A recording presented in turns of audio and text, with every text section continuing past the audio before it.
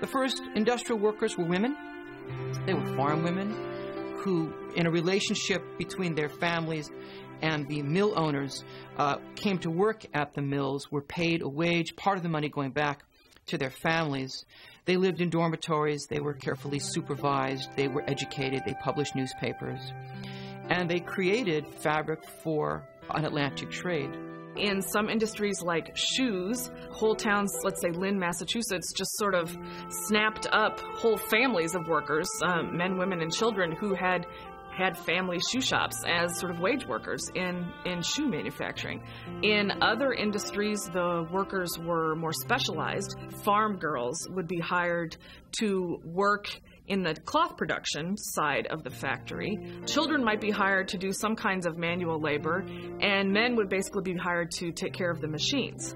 By and large, the Industrial Revolution dramatically alters the kinds of choices that women have in a way that I think is somewhat different from men who always had some of those choices, that is, who've been apprenticed into trades and crafts, who've tended to leave home earlier to learn a trade or to earn a living or to go out west or to set up their own family farms, for whom economic independence has in some sense been assumed, whether it could happen or not.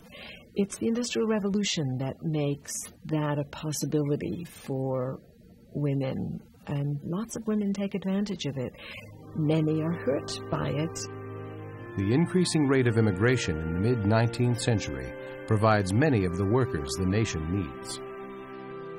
Immigrants, especially Irish immigrants, came into urban environments and in many places took over the low-paying, low-skilled jobs that might have been seen as temporary prior to this.